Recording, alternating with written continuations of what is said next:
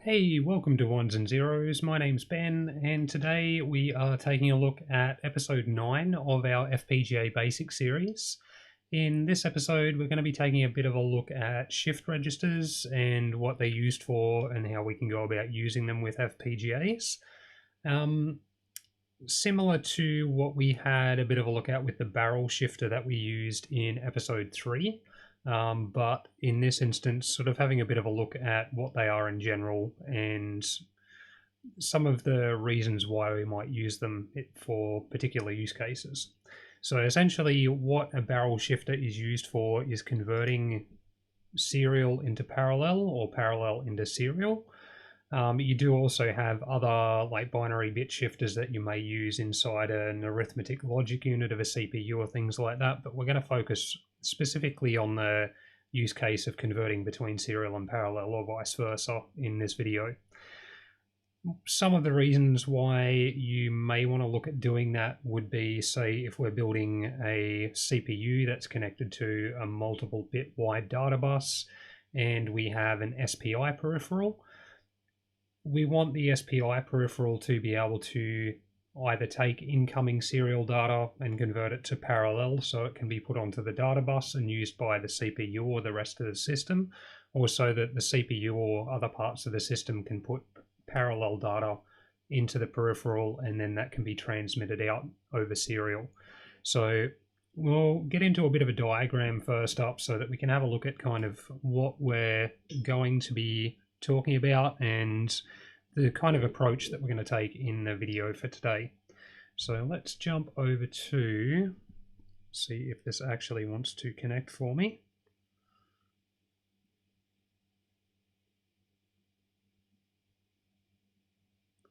There we go. All right. Technology. It's always fun. So let's jump over to this one. And if you're not familiar with serial and parallel and the differences between them, we'll have a quick look at that first. So essentially what we mean by parallel is, say you have a data bus that has multiple bits. Let's say it's 8 bits wide. So 7 and 8. And that allows us to transport data. Say if we have a 8-bit number, so 0, 1, 0, 1, 1, 0, 1, 1. And we want to be able to transmit that on the bus, then essentially each of those bits is going to get sent via one of the wires on the bus to whatever device is going to be receiving it. So that might get sent to a particular module up there. Let's just say that's a peripheral of some kind. Terrible writing, but you kind of get the point. So it allows us to transmit a single number across the bus that's multiple bits wide per clock cycle. And super useful for things like connecting different pieces together inside a CPU or inside a computer system. And you'll also see it used in certain things like old school parallel ports for printers and things like that, or even if you're dealing with microcontrollers and stuff, some LCDs and things like that will connect via a parallel RGB style interface or a H-Sync, V-Sync style interface that transmits the color data over a parallel bus that might be 16 or 24 bits or something like that. So difference with serial is, in the simplest case, you'll have a single wire rather than multiple bits wide like we've got over here. So just got one in this case. Certain things like quad SPI or other protocols may use more than one wire. But say if we had this same number that we've got over here that we wanted to transmit, we'd be transmitting it one bit at a time over the wire. So it'd be 0, 1, 0, 1, 1, 0, 1, 1.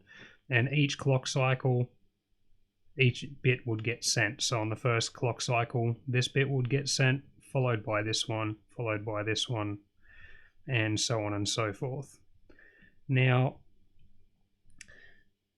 as you can kind of see, it does take 8 times more clock cycles to transmit the data over serial, but it does have specific benefits, such as things like reduced sensitivity to noise and things, because if you have 8 physical wires running side by side, say through a cable or something like that, you can sometimes get crosstalk and things like that between them. As well as the fact that serial tends to be a little bit simpler, because rather than needing 8 wires to transmit the data, in this case you just need 1. So it does have both have their benefits, and it's useful to be able to switch between them in systems where you may want to use both for different things.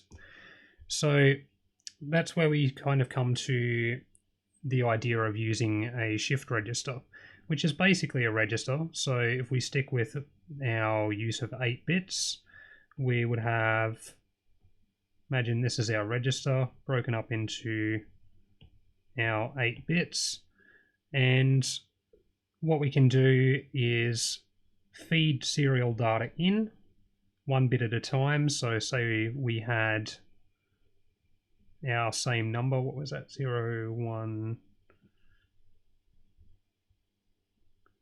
0, 1, 0, 1, 1, 0, 1, 1. So on our first clock cycle, we would shift in our first bit, which would be a 0 here. Then on our next clock cycle, that 0 would get shifted across to here, and this one would be our next bit getting shifted in, which would be a 1. And then that cycle continues, and each bit gets shifted across as we start to fill the shift register up. And anything that is in this last one, in some cases, if we're shifting from serial to parallel and we're not trying to shift anything out the other end, then that could just be discarded. Or in other situations, if we're going from parallel to serial, then this could be our output data stream, which we'll have a look at. But in this case, say we've shifted in our entire 8 bits over our 8 clock cycles. Now we've got that data in there, we can actually connect that up to a parallel bus and take that data away. Or vice versa, we could shift an 8-bit value in to the shift register, and then once we've got the data we want in there in a parallel format, then we could actually shift everything across in order to get our serial data out. So it kind of goes both ways. So we can have serial and then parallel out, or we can have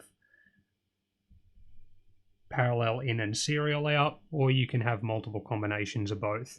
Sometimes you might have a situation where you want to chain multiple shift registers together and have each one that you can access as parallel. In that case, we could just attach another shift register over here with its own parallel bus, and we could be shifting our serial data into this one, and then as it's overflowing, it's going into the next one, so that we can then, say if we had 2 8-bit shift registers, we could serially shift in 16 bits worth of data and then fill both of those shift registers because they're chained together, and then be able to access it that way. So I hope that kind of makes sense. So we're going to have a bit of a look at creating a shift register on our Terasic D0CV board that we've been playing with.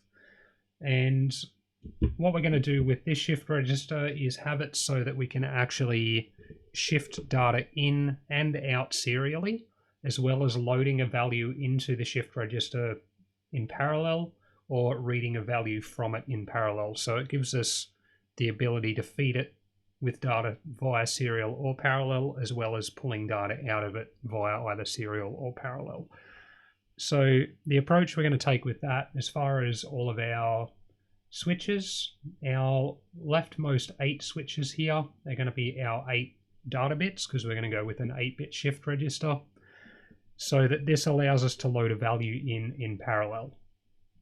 We've got our 10 LEDs, so our middle 8 LEDs is going to be the data that is actually stored in the shift register at that particular point in time, And we're also going to use our middle display to show what's in the shift register as well, so that we can view it both in binary on the LEDs and in hexadecimal. We're going to use our rightmost LED to show the data that's going to get shifted into the shift register in serial, if we're choosing to do that, and our leftmost one to show the data that's being shifted out of the shift register. So we're going to be shifting everything from right to left in this case, which means that we're shifting most significant bit first when we're doing it in serial, because the first bit to get shifted in is the one that's going to end up over on our left-hand side. And as a result, that's going to be the one that's got the highest value. So if we're looking at binary digits, it's 1, 2, 4, 8, 16, 32, 64, 128, and 256. So this is worth 256 times what the one on the right is. If we wanted to go the other way and be shifting in least significant bit first, then you could visualize it as we're shifting in from the left and going over to the right, so that the first bit that's shifted in will slowly be moved over to the right, and that would have the lowest value. So again, hope that kind of makes sense. But when we go through to demonstrate it, you'll kind of see what we mean with that as well. Now, we're also going to make use of our other 7-segment displays here as well. So the middle one, as I mentioned, will show in hex what the data is that's in the shift register. Because we're shifting from right to left with serial, we'll go with a similar approach for parallel as well. So this right one will show us what we can shift in via parallel, which will be what's selected by our switches. And then our leftmost pair here will be what we're shifting out of the shift register, or moving out of the shift register in parallel. So that allows us to be able to have a bit of a play around and see how those different things work together. We're going to use our rightmost switch to allow us to switch between the clock that's being supplied by our STM32 over here, which will make sure we've got probably a 1 Hertz clock, because that'll be good for this demonstration, so 1 cycle per second, or it'll allow us to select our push button so that we can manually clock it. We'll have a button set up so that we can load data into the shift register in parallel, or to retrieve data from the shift register in parallel. And then we'll also have a button that is basically our serial input, so that we can press that to serially shift in a binary 1 or release it to shift in a binary 0. So that's kind of how that will work. So let's go through and actually get some code written and see how that works, and then do a bit of a demonstration with it. So just pull up the bits I need for that one.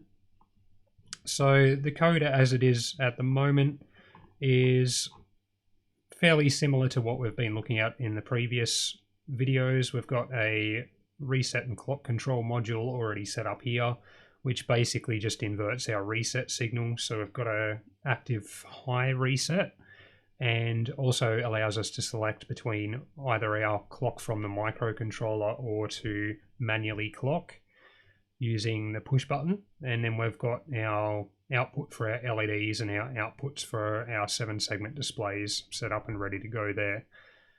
And those are similar to what we've looked at in the previous episode, where we looked at ROMs and displaying hexadecimal data on the 7-segment displays.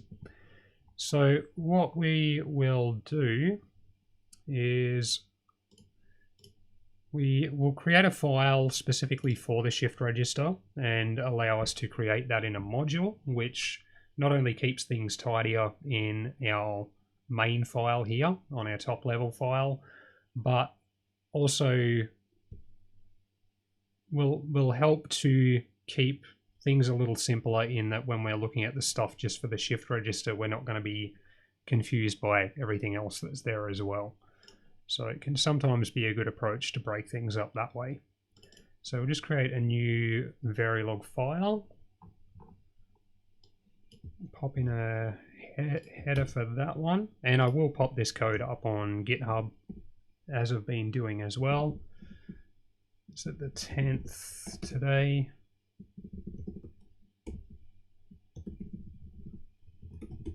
Might help if we put the right month in there. And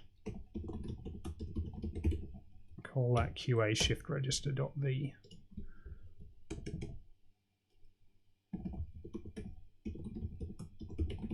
I'm going to call this one QA underscore shift register underscore module.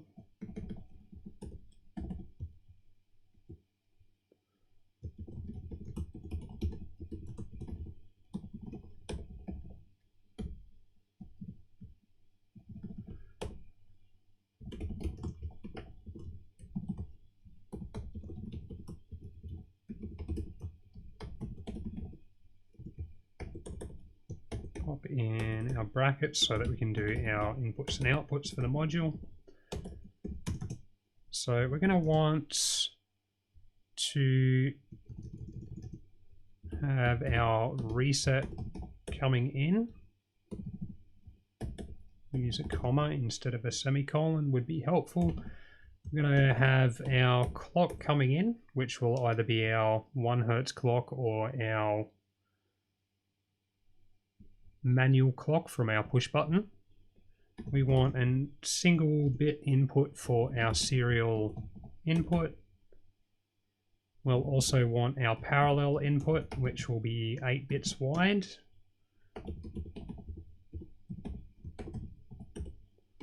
We'll want some inputs to be able to either load data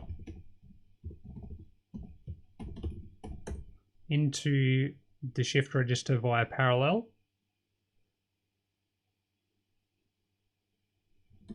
and we're also going to have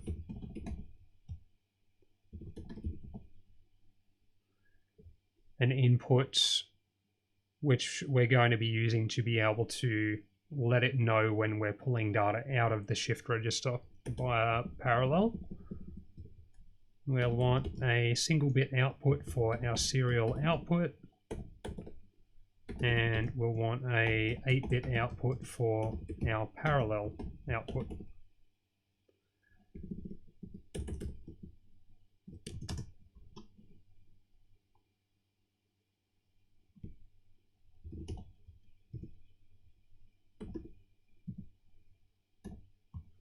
Now we'll create our actual register for the shift register itself, which we're going to make 8 bits wide and just call it shift reg.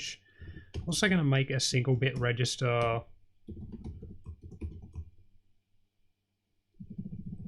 which we're going to call serial out. So that's going to store the single bit that's overflowing from the shift register. So our 8th bit, or bit number 7, as we shift the shift register across, the bit that's falling out the end will essentially go into serial out, simply so that we can display it on one of the LEDs.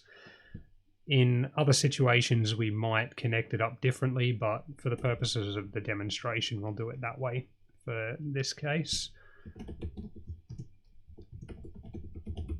So we'll create our synchronous code here. We're going to make our reset synchronous, so we're not putting all pos edge reset in our top of our always statement. So the reset will be triggered on the clock edge. And in the case that we do a reset, we want to clear both of the registers that we've created.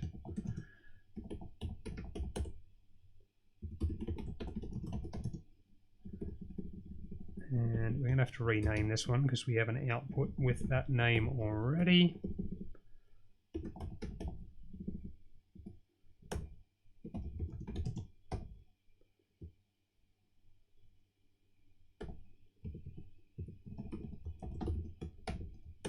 And if we're asking it to load data into the shift register via parallel, then we want it to load that one for us.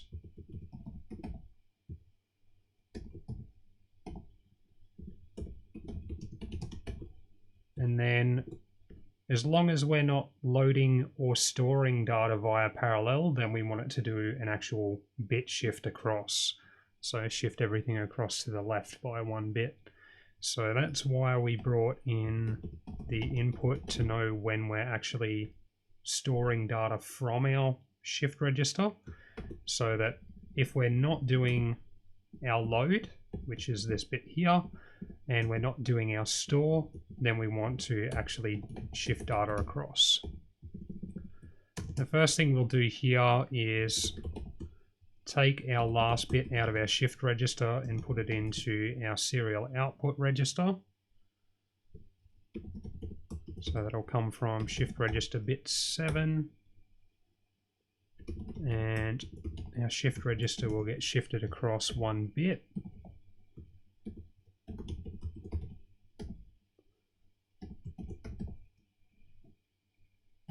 And bit 0 will be the data that's coming in on serial in.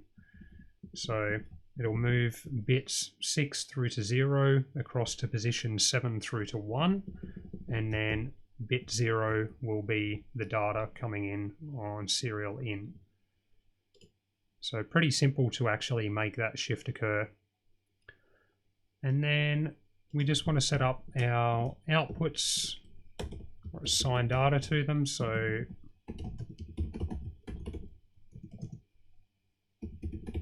our serial out will be the data that's in serial out register, and our parallel out will be the data that's in our shift register.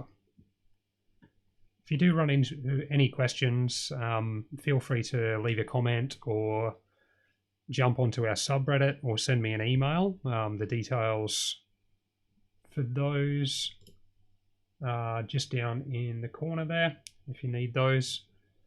But otherwise, let's go through and see how this actually works. And as I mentioned, I will pop this code up on GitHub, so there will be a link in the description to that as well.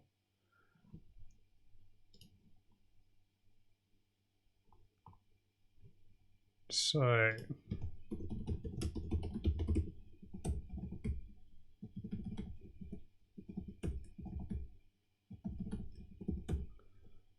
our serial input is going to be coming from push button number 1.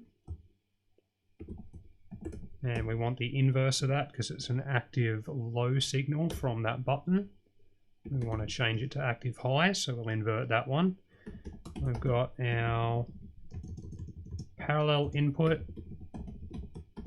which is going to be coming from switches 9 through to 2.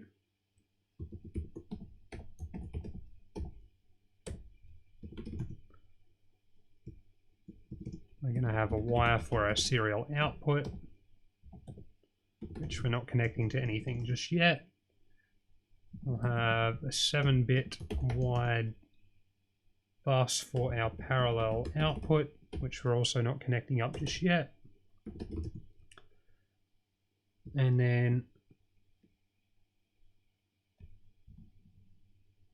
we call them here parallel load and parallel store.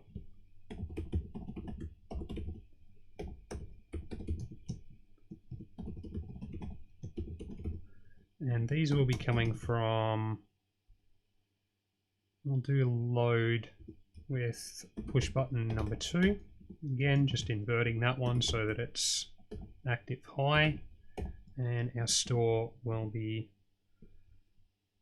push button number 3.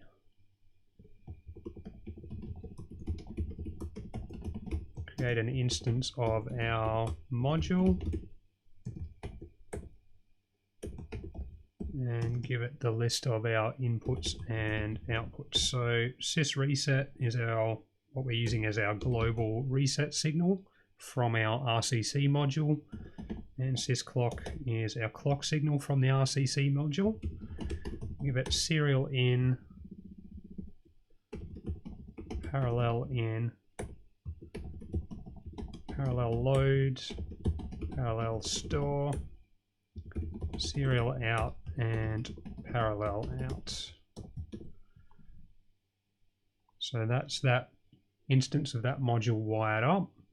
Now we're also going to create an 8-bit data register, just so that if we store data from our shift register, we want to be able to store it somewhere so that we can then display it on a couple of the 7-segment displays. So we're going to create a register to be able to do that for us as well. So let's just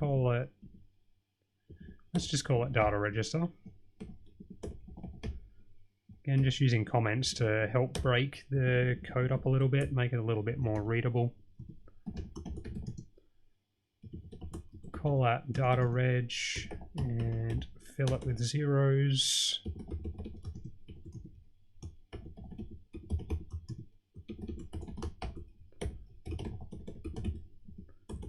Going to do a synchronous reset on this one as well. I think the next video we do, I'll take a look at synchronous and asynchronous resets, some of the differences and benefits and things of going with either approach in different situations. So if we're resetting, we want to fill that register with all zeros. And if parallel store is being used, then we want to load the data from the shift register into this data register, which we can do just using parallel out. And then as far as what we want to be displaying on our LEDs, our leftmost one will be the data, serial data coming out of the shift register. So that will be serial out. And then we're going to have the data that's actually in the shift register, which we haven't actually created an output for. So let's do that. Actually, no, that'll be being displayed on parallel out. So we can just grab hold of it from there. And then we'll have serial in on our rightmost LED, which will be the actual push button. Our leftmost pair of 7-segment displays is going to be the parallel data coming out of the shift register, so the stuff that's sitting in data reg. So just pop that in there. This next pair of digits will be the data sitting in the shift register. And finally, we're going to have the parallel data that is going into the shift register. That should be parallel out. I'll enable all 3 pairs of those displays. And that all looks pretty good. So let's compile that and see how we go. See how many errors we get today.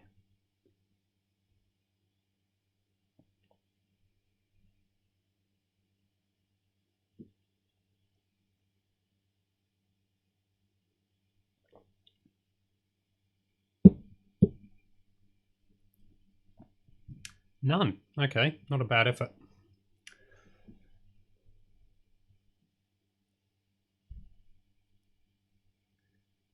Just getting through the fitter stage now.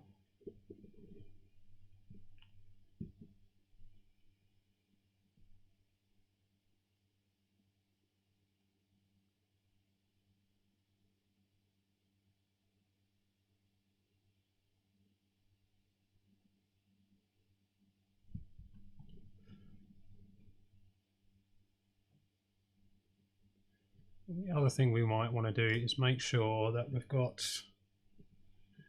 the right clock software loaded onto our STM32, which I forgot to check prior to the video, so let's have a look here.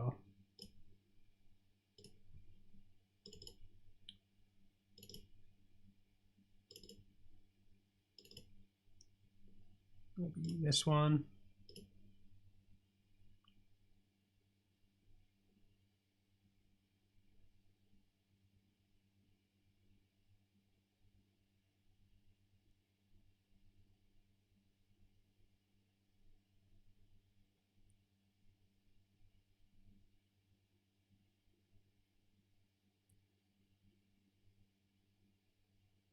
Alright, so everything is completed for compiling that one. We'll just pop that over there, quickly dump this code onto our STM32.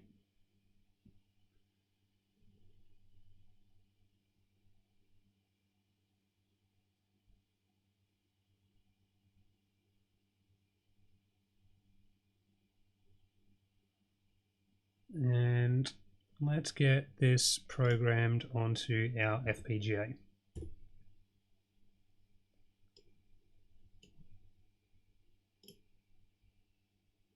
Jump over to our board. It's just programming now, and it is all programmed. So you can see that if we press our button for our serial input, then our bit on the right shows what data is going to get shifted into the shift register. So if I hold that one down and press the clock, we can see that we get that shifting in there. And each time we press the clock, it's shifting that data over to the left, up to the 8th bit of the shift register, or bit number 7, and then that'll get shifted out of the shift register. So remember, the one on the left is the data coming out, one on the right is the data going in, and the 8 LEDs in the middle are the data that's currently in the shift register. Along with this middle pair of digits also shows us what's currently in the shift register. So if we shift another bit in, see it shows us there's a 1 in there in hex, and then as we shift that across, you can see that increasing in hex and then being shifted out. So if we went with the number that we had before, which would be 0, 1, 0, 1, 1, 0, 1, 1, like so. So 0, 1, 0, 1, 1, 0, 1, 1. You can see that's 56 in hex. And then if we'd like to shift that out of the shift register in parallel, now that we've got that, which would take it over to the displays on the left, we can hold down our button to be able to store that, hit the clock, and I think we've actually got these displays backwards. So the one on our right is obviously our data register. The one on the left is obviously going to be what we are shifting in via the switches via parallel, which it is. Okay, so that's backwards compared to the flow of our LEDs, but that's okay, we can work with that. So we can see that in parallel we've shifted what's in our shift register over to our data register, and then if we clock that data out of the shift register, we can see that we still keep a copy of that, but the shift register is now empty. And then say if we wanted to load the value that's currently in the shift register, so all zeros, into our data register in parallel, we could do the same thing and just load that out in one clock. So as we can see, 8 clocks to load in via serial, 1 clock to load out via parallel, much like the diagram. So just to demonstrate that again,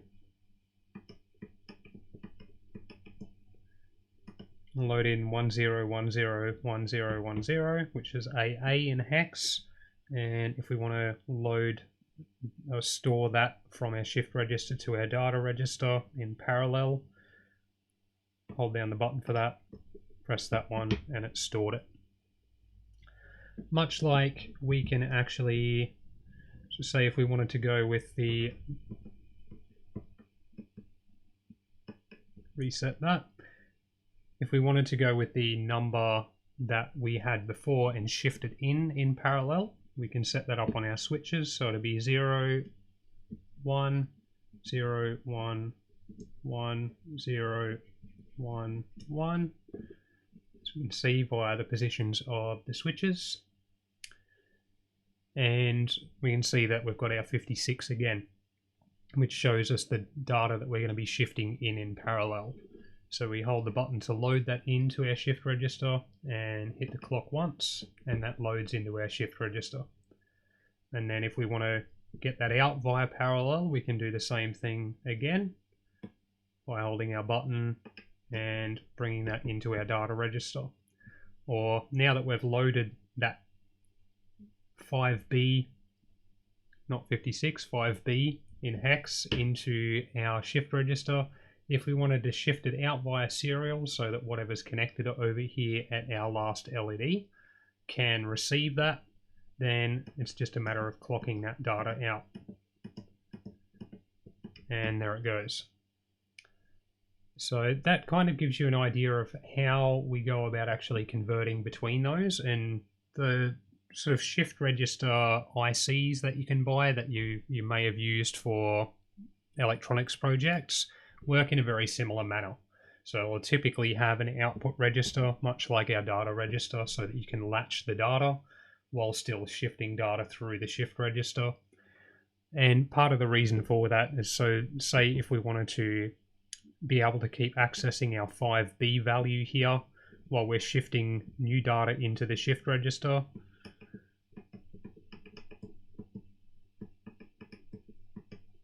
like so, we can still access that data there that's stored in that data register. And then once we want to get the new value that's been shifted in via serial, we can just copy that across and then get access to that. Much the same way as we saw before. Say if we wanted to shift in a different value or load in a different value in parallel, let's go with E3. Then we can load that one into our shift register, and then we can shift it out via serial, as we can see it coming out on the left hand side, like so.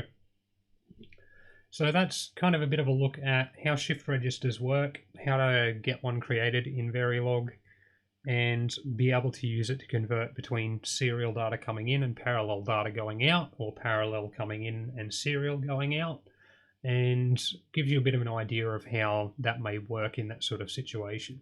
Obviously with a peripheral like a SPI peripheral, that's going to be a little bit more complex and have other stuff built around it, but this would still form the core of that actual peripheral. So hope you found that interesting.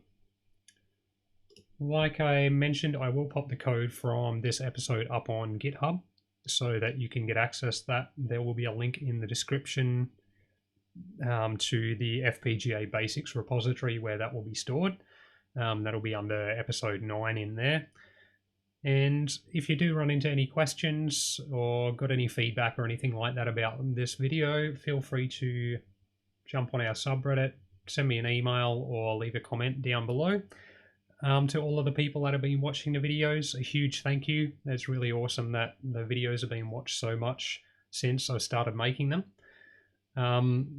Massive thank you to all the people that have been liking and subscribing. We've just hit over 300 subscribers now, which is really cool. So if you do like the video, definitely leave a like, and if you're not subscribed, would love it if you do. Big thank you as well to our 3 patrons who are helping to support the channel and helping to enable me to continue making these videos. And as I mentioned, next one in this series, we're probably going to take a quick look at the difference between synchronous and asynchronous resets. Do have a bunch more videos just looking at sort of various little pieces that you can create with FPGAs that kind of go into creating a larger system. And we'll be looking at starting one of a few series in the not too distant future where we'll actually go through and start creating our first CPU with RAM and ROM and a few other peripherals and things connected to it, so that we can sort of see how that works as well. So keep an eye out for that series starting, hopefully in the next few weeks, just depending on time and things like that. So looking forward to doing that one, and thank you very much for watching.